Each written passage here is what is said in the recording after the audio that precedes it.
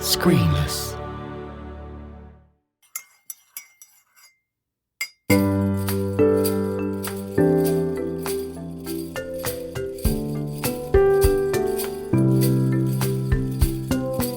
Hello and welcome to another Creative Cuppa. We're so close to the end of 2020 now, it's tempting to knock off and break out the sherry. Work to do though. Do you have your decorations up yet? Have you had your first mince pie? Let me know on Instagram, Twitter or Facebook using @ScreenlessPod, or head on over to the Creative Cuppa group on Facebook, where I'll be running a competition to win a Creative Cuppa mug. Details of that after today's chat. So when I started my chat with today's guest, my little Jack Russell, Flash Gordon, decided he wanted to be on my lap and kept pestering me. And being the pocket dictator that he is, of course he got his way. So you'll hear reference to Flash in the chat, and now you won't be confused. Without further ado then, have a slurp of whatever you're drinking, hopefully not sherry if it's before midday, and enjoy this chat with Monica Chard.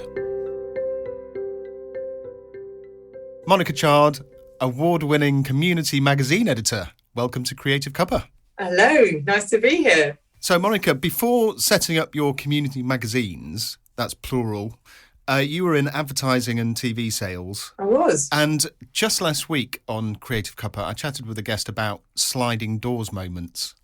And you certainly had one when you decided working for a big corporation wasn't for you, didn't you? Well, I mean, in a way, the decision was almost made for me. I got to that certain age. I've been in TV advertising for many, many years and had a fantastic career. My last job was, I was Vice President of Pan-Regional Sales for Discovery Channel. Really big job, went all over the world. I was in at the start of that particular sort of format of sales. And it was amazing, absolutely brilliant. But, you know, one thing leads to another. People change. My face didn't fit any longer after 8 years, and the regime was going in a certain direction that I didn't particularly like. It was getting very cutthroat. So we decided to part company. Then I went and found another job. And about a year later, a similar thing happened, really. Right. And so it was a moment. It was a sliding doors moment in a way, because a friend of mine who'd been looking for a flexible job that she could do from home with a family, you know, to look after and what have you. She did all the research and found this concept of community magazines was really growing. So we're talking exactly 10 years ago, actually. And so they were franchise ideas. So you buy a kind of a box of almost like a guide to how to do this, but no help whatsoever, no backup. Just literally, here's a load of stuff and then get on with it. So, yeah, I thought, well, couldn't I? But before doing that, I sat in the pub with my then husband and sitting there discussing, well, what could I do? There's another job I can go for in TV, and it's got my name written all over it. I've got all the criteria and I'd probably get the job, and did pros and cons of, you know, should we go for the job or should we go for a dog?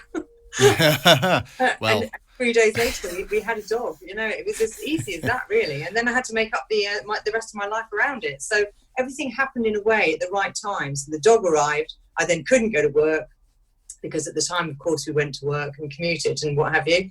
And there's the idea of the magazine came along too. So, yeah, I lived in Lower Sunbury at the time, and it was a perfect sort of community, really, that lent itself to the sort of magazine that these little things are, you know, these little colourful, artistic, full of local news, all of that stuff. So I thought, give it a try.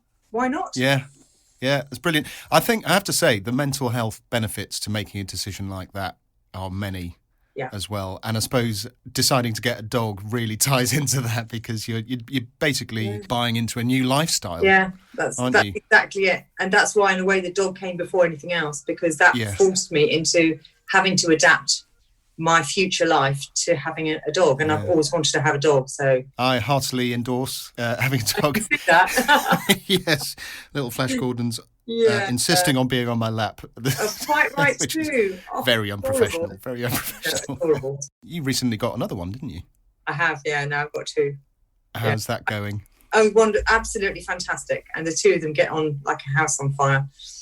So you can take them out for a really long walk, and they'll come back and they'll still tear around the flat for a while and try and kill each other and then settle down. So nice and peaceful now, as you can hear. Yeah. Brilliant. Great part of lifestyle, really. Yeah. So you have 4 community magazines serving around 70,000 people. I mean, 70,000 people. It That's a lot of probably is people, about isn't it? that. I mean, obviously, it's not an exact science. There are 30,000 copies, and you usually estimate it's about 2.2 readers per copy. I mean, I actually have subscribers, which is quite funny. I have a subscriber in Wiltshire, and I have a subscriber in Spain. Wow. Are those ex-residents, maybe? Absolutely, ex-residents. They don't want to get it online. They want to have a copy of this magazine in their hands to sit with a cup of coffee. And I think that in itself says something, because going back a few years when I was working I did work in press originally, many years ago, 30 odd years ago. And then you went into the kind of when new media came along, everyone was saying, well, print is dead. And of course, the local newspapers, of course, fallen by the wayside. They don't get delivered. Many of them have completely closed now. So, these little magazines have really taken their place, because there absolutely is a place for print. People really like them. So, yeah. Yeah. And you do, I didn't realise this, but you do everything yourself. Yeah. That's amazing. I mean, that must get a bit hairy sometimes, doesn't it? A bit hairy, but you get used to it. It's 1 month to the next month every month is different. Every day is different. It means I please myself. I'll be honest with you. So there are some weeks when it's very, very busy, and some weeks when it's not at all busy. When you might see me walking, you can recharge in the middle of the day and just chilling out, and completely. But when I say I do everything myself, I mean, obviously I don't print it myself. I have a printer. But what I do is I found that although my background is not in writing, I found that I actually really enjoy writing, and I've got a certain style that people seem to like. So I will write. And so that has its good sides and bad sides. If I have an idea that I'm particularly keen on, that I'm passionate about, then I find I write very, very easily. If I'm writing something up, which is something I think the community would benefit from or enjoy, but I'm maybe not that interested in, I find that quite tough. So I have to be in the right mood to write something. And sometimes you have this, your little to-do list. And I have 2 articles that I need to write today. And one I'm very passionate about, and I think, that'd be great. And the other one I'm kind of going, really? So I know which one I'm going to do first.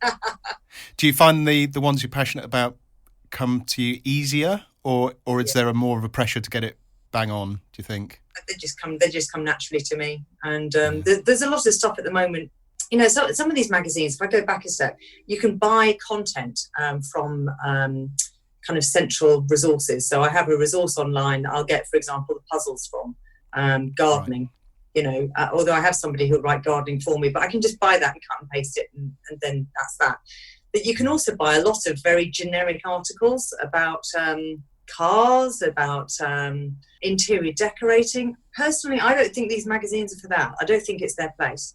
So that's why I decided to do things which are a lot more local. A lot of the things are also about supporting local groups and activities. So in this current issue, which has just come out, it's I jokingly call it Rotary Matters, because the Rotary, who do such a lot of amazing good things, can't do their usual collections, and Christmas is the biggest thing for them, when they go around with a sleigh and they collect, and people have saved up their pennies over the year, and they chuck everything into the buckets. They can't do that this year, so they're really, really struggling. So I've dedicated a lot of space in the magazines for them.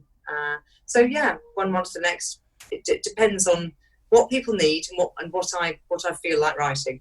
Yeah, and it's really reassuring for people when it comes through the door. The magazines we're talking about serve Sunbury, Shepperton, Walton, Molesey, all in Surrey. So I personally get a copy through my letterbox, which is fantastic. Yeah. And it's the little things like, you've obviously spoken to the local restaurants about discounts. If you show them this page, then you can get 20% off or whatever like that. And that's really nice, and it makes you feel as a reader part of that community then. Yeah, good. Yeah, it's very good. So where can people find you if they, because you have online versions as well of your magazines? I do, yes, absolutely. So the website is www.villagematters.co.uk. All the magazines, past and present, are on there. So that's hundreds of magazines, literally, you can access through there. It has a search function. So if you're looking at a certain article, then you can find it. You should be able to find that online as well. And we also have quite a big social media presence. So it's at Sunbury and Shepperton Matters on Facebook and at Village Matters on Instagram. I know it should be, so anyway, whatever. But and I have now a very, very good person who does do things for me, which is the social media. He posts things, which basically is a little teaser about all the articles coming up in the next issue, and then links back into the magazine. So it'll all link back into the website. And as I said, you can read it on the website. Or otherwise pick up copies. There are pick-up places around villages, the post office, some of the cafes have got it. Obviously, it's a bit restrictive at the moment with the restrictions in some of the libraries. Sunbury Library will take it, Shepperton Library won't. So how strange. Very strange, yeah. Social media is all-consuming, isn't it? You can go down a rabbit hole with that. So that's probably a very good idea. Yeah, no, I do prefer having something to read rather than, as you say, I don't like intrusive advertising on social media either. When you're on social media, it's social. It's because you want to read things. You want to catch up with what your friends are doing or whatever. And you don't want a pop-up advert telling you something or buy a television, buy your crate of wine now, It's like, no, I don't need you to tell me that, thank you. So, yeah. That's really great what you're doing, and I know the residents of those 4 areas. Are there plans for any more in the future? Are you branching out? You've reached your... I have been asked that I suppose many times, but what I have done is I have helped a number of other people to set up their own businesses doing magazines. So a friend of mine has taken on magazines in Teddington and Twickenham. I've just helped a lady to set up a magazine in Chertsey. And the concept is definitely carrying on, but not under my directorship. That is fantastic. Monica Chard, thank you ever so much for joining me for a cuppa. It was really nice to see you, yeah? Okay, Thanks. Take care. And bye, Flash Gordon.